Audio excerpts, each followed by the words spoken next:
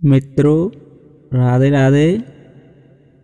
हम आपको इस वीडियो में बताने जा रहे हैं महाभारत युद्ध में योद्धाओं और सैनिकों के मारे जाने के बाद उनकी पत्नियों का क्या हुआ।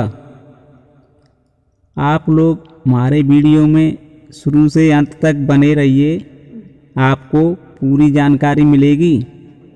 वीडियो अच्छा लगे तो लाइक करिए और मेरे चैनल को सब्सक्राइब करिए। युद्ध किसी का भी हो और युद्ध का कारण कुछ भी हो, इसमें होने वाला नुकसान युद्ध में मारे गए सैनिकों की पत्नियों को भुगतना पड़ता है। धर्म और अधर्म के बीच लड़े गए महाभारत का युद्ध अनेक सैनिकों ने मिलकर लड़ा था। महाभारत युद्ध में कुछ योद्धाओं को छोड़कर सभी योद्धा उस युद्ध में मारे गए थे।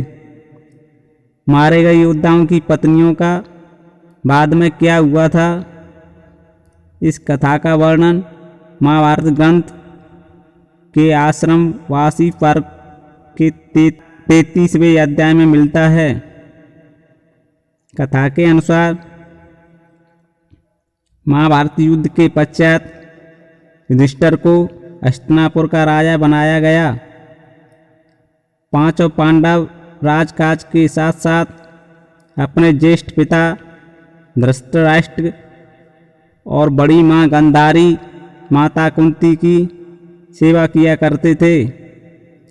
इसी तरह 15 वर्ष का समय बीत गया। धृतराष्ट्र और गांधारी धीरे धीरे अपने पुत्रों के शोक से बाहर आ गए। एक दिन धृतराष्ट्र ने युधिष्ठिर से कहा, हे युधिष्ठिर, अब हमें अपना बचा हुआ जीवन वन में बिताना चाहते हैं।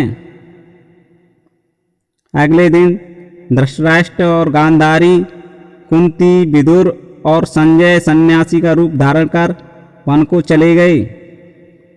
वन में आश्रम बनाकर निवास करने लगे। एक दिन सहदेव के मन में माता कुंती के दर्शन की इच्छा उत्पन्न हो गई। सहदेव के साथ साथ सभी पांडवों ने वन जाने की तैयारियां शुरू कर दी।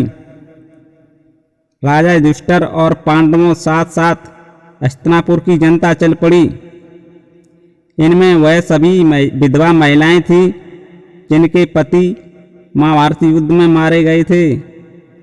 सभी लोग एक माह तक धृतराष्ट्र के आश्रम के आसपास ही रुके थे।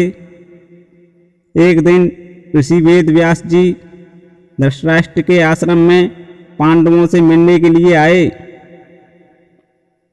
तब उन्होंने देखा पांडवों सहित सभी हस्तिनापुरवासी अपने घरवालों के शोक में डूबे हुए हैं, जो महाभारत के युद्ध में वीरगति को प्राप्त हुए थे। वेद व्यास जी ने सोचा इन्हें शोक से बाहर निकालना ही होगा।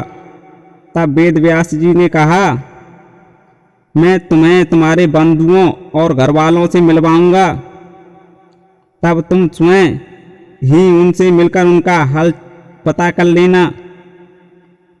तब वेद व्यास जी सूर्यास्त के समय गंगा नदी तट पर सब लोगों को ले गए।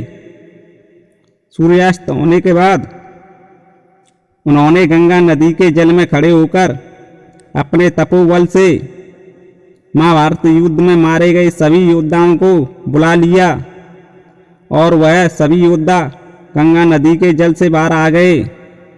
यह देख सभी हस्तिनापुरवासी बहुत प्रसन्न हो गए और अपने अपने घर वालों से मिलकर हालचाल पूछने लगे।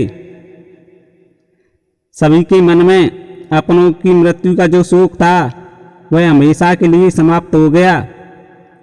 कुछ ही समय बाद महर्षि वेद व्यास जी के आह्वान से आए वह योद्धा अपने अपने लोग वापस जाने के लिए गंगा जल में डुबकी लगाकर अदृश्य होने लगे। तब ऋषि वेद व्यास जी ने कहा, वहाँ उपस्थित योद्धाओं की सभी विधवाओं से कहा, जो स्त्रियां अपने पतियों के साथ उनके लोक में जाना चाहती हैं वह गंगा देवी की पवित्र धारा में अपना जीवन त्याग दें। वेद व्यास जी की बात सुनकर वह सभी महिलाएं जो अपने पतियों से प्रेम करती थीं, वह गंगा की उस धारा में कूद पड़ी और अपने प्राणों को त्याग कर अपने अपने पतियों के लोक को चली गईं। आपने जाना महाभारत युद्ध के बाद विधवाओं का क्या हुआ। ये जानकारी अच्छी लगी हो तो वीडियो को लाइक करें और नई नई जानकारी प्राप्त करने के लिए मेरे चैनल को सब्सक्राइब करें। हमारा वीडियो पूरा देखने के लिए आप लोगों को धन्यवाद। जय श्री राम, जय सीता मैया।